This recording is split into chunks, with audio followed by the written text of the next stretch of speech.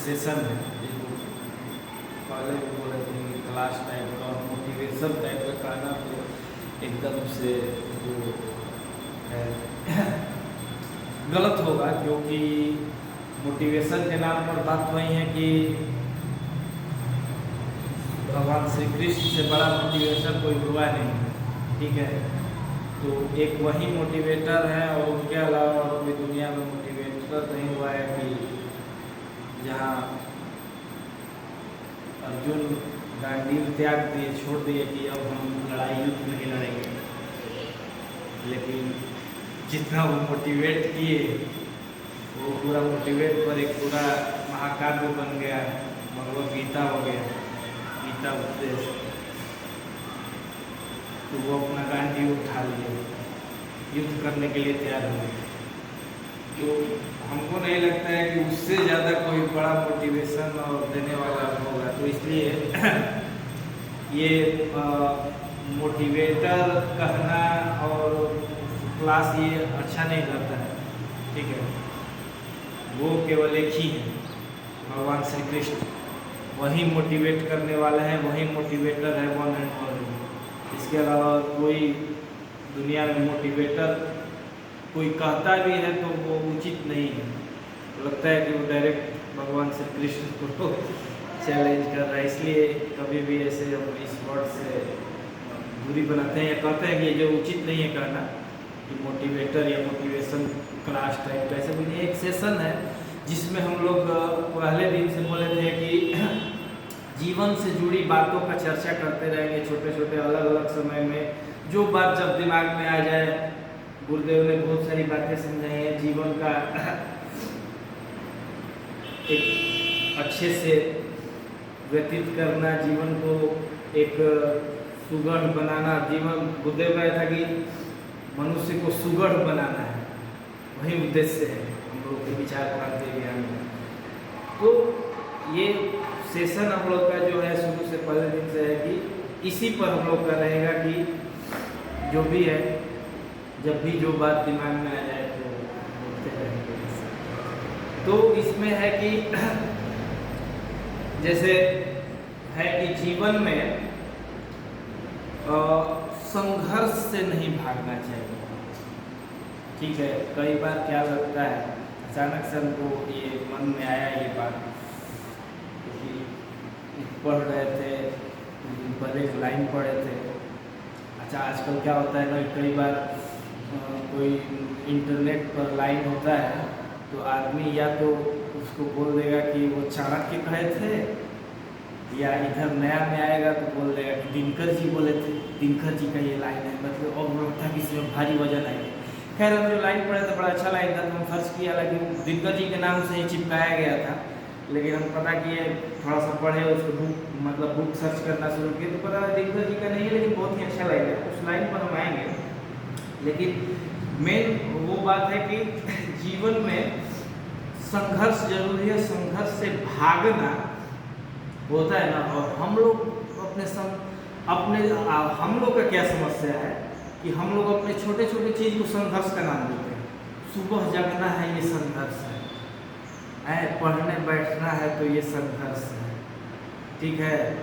2 घंटा पढ़ना है, संघर्ष है। मंदिर में 1 घंटा आना है, बड़ी मेहनत का काम है, ये है नहीं। संघर्ष तो वो सब कर रहा है जिसके घर पर, जिसके सर पर छत नहीं है। अगर हमारे पास रहने के लिए जो भी है छोटा, अब वो है कि हम उसको ही संघर्ष कर रहे हैं कि हम छोटे घर में रह रहे हैं, हम बड़े घर में, ये सब संघर्ष नहीं है। ये हमारा वो क्या बोलते हैं, इच्छा है, हमारी इच्छाएं हैं। संघर्ष वो नहीं होता है। संघर्ष वो है कि वो हम लोग देखते हैं बीच बीच में जो दिखता है, कहीं गए, मतलब एक वक्त की रोटी के लिए लोग मतलब इतना उसको पता नहीं है कि हमको अगले दिन रोटी मिलेगा कि नहीं रात में, और जिस तरह से वो सब संघर्ष है। और हम लोग अपने छोटे छोटे चीज़ को, समस्याओं को संघर्ष का नाम देते थे। हर देखिए यही संघर्ष है, बड़ी मतलब वो है, ठीक है। तो वो लाइन था जो है कि जिनके जीवन में संघर्ष नहीं वो भी बड़े अभागे होंगे, जिनके जीवन में संघर्ष नहीं वो बड़े अभागे होंगे, या तो अपना प्राण तोड़ा होगा या रण छोड़ भागे होंगे।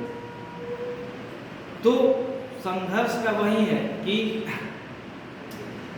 अगर हम कोई प्रण लिए हैं, ठीक है, संघर्ष वो क्या बोलते हैं प्रण का, राजा हरिश्चंद्र जो लिए थे, राजा हरिश्चंद्र का कहानी हम लोग क्या होता है कि इन जनरल खासतौर पर छोटे बच्चों में राजा हरिश्चंद्र का कहानी हमको नहीं लगता है कि बहुत लोगों को पता होगा। बस हम लोग क्या करते थे कि हाँ सत्यवादी राजा हरिश्चंद्र वो चला आ रहा है तो वहाँ चल रहे हैं, लेकिन वो जो प्रण और जिसके लिए संघर्ष के लिए वो क्या हुआ था, वो उनको बोला जाता है क्या, वो भगवान राम के वंशज थे, वंशज नहीं भगवान राम उनके वंशज थे। तो इक्ष्वाकु कुल के थे, भगवान राम से मतलब पहले के हमको लगता है 10-15 पीढ़ी पहले के होंगे या 20-25 पीढ़ी उसके बाद भगवान राम थे। तो खैर कथा ये है उस मतलब राजा हरिश्चंद्र की कि वो एक बार क्या हुआ कि विश्वामित्र जी उनके यहाँ गए और कहे कि परीक्षा लिया जाए, बड़ा सत्यवादी और ये पता लगाया जाए, होता है ना, प्रण लिए हैं सत्य बोलेंगे, चेक करते हैं ये सत्य कौन सा, ये सत्य का प्रण लिया सत्य बोलेगा ये बोलेगा। तो जाके बोले ना विश्वामित्र जी ये ऐसा है, राजा हरिश्चंद्र बोल रहे हैं कि ऐसा है कि हम आज सपना देखे, सपना में देखे ना कि तुम अपना सारा राजपाट हमको दान दे दोगे। तो अब बताओ कि क्या करना है। तो राजा हरिश्चंद्र क्या किए कि सुने वो, मतलब हम इसको मतलब ये वो सारा जो सीरियल में एक पूरा भाव हमें बनाता है उसको शॉर्ट कर रहे हैं तो पूरा चलता है, जो कथा है मूल को बता रहे हैं। तो वो सुने तो वो तनिक भी एक बार भी उनको वो काट नहीं रहे हैं कि कैसे सपना देख लिए। हम लोग को वैसे बोलेंगे, हम लोग कोई बोलेगा कि सपना में आज देखे ना कि आज हमको कुछ इनाम गिफ्ट दिए हैं, तो हम लोग बोलेंगे कैसा सपना, कौन सा, कब आया था, 6 गो बात बोलेंगे, कब आया था, मतलब सुबह में आया था कि सोते ही आ गया था, अलग अलग तरह का बात बोलेंगे, सपना आया भी था कि झूठ बोल रहे हैं। लेकिन वो राजा हरिश्चंद्र जो सुने तुरंत राजगद्दी से उतरे और पूरा कहे कि लीजिए राजा पूरा सारा राजपाट आपका, विश्वामित्र जी अब हम चलते हैं। तो अपना चल दिए राजपाट, विश्वामित्र जी को देखते हैं तो बड़ा निकल गया वो, कहे कि नहीं नहीं इसका एकदम आखिर तक वो होता है ना, वो एकदम आखिर तक इसका टेस्ट लेंगे। कह रहे हैं कि तो तुम दान दिया, दक्षिणा कहाँ हुई। हम पहली बार पढ़ रहे थे वो जब ये राजा हरिश्चंद्र की कथा पढ़ रहे थे, वो गुरुदेव का भी मिलता है या कहीं भी ऐसे पढ़ेंगे तो मिलेगा। हम तब समझे कि वो जो हम लोग मजाक में दान दक्षिणा बोलते हैं वो यही है, दान अलग दक्षिणा अलग।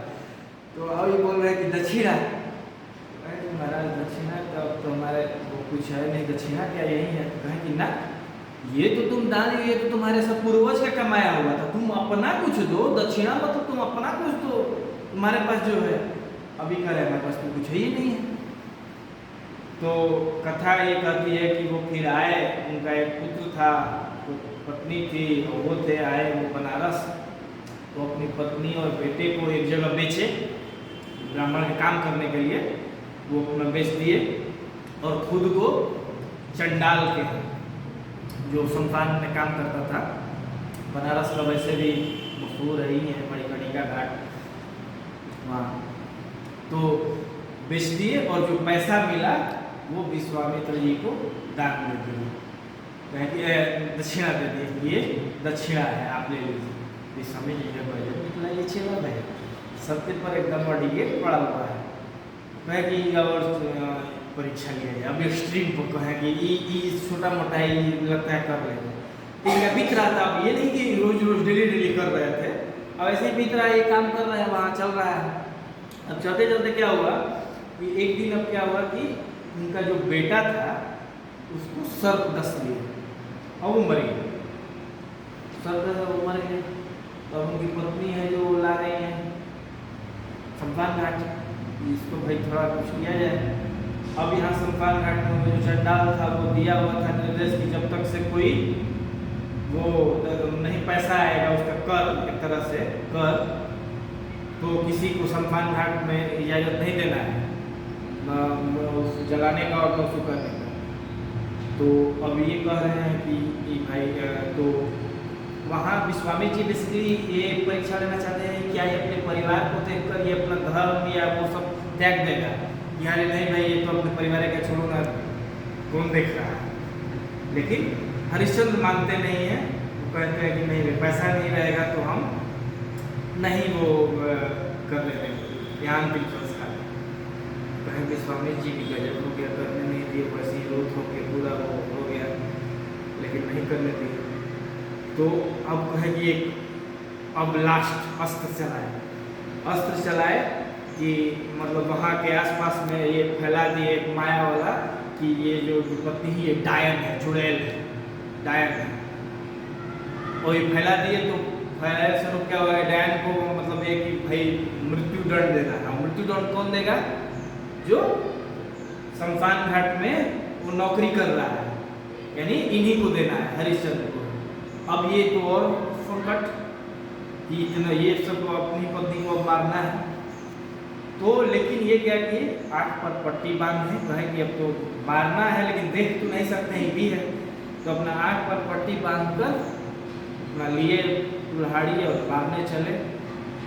तब विश्वामित्र जी कहे कि बस और वहाँ से विश्वामित्र जी को लगा कि नहीं भाई ये अपने प्राण के प्रति मतलब अड़ी है।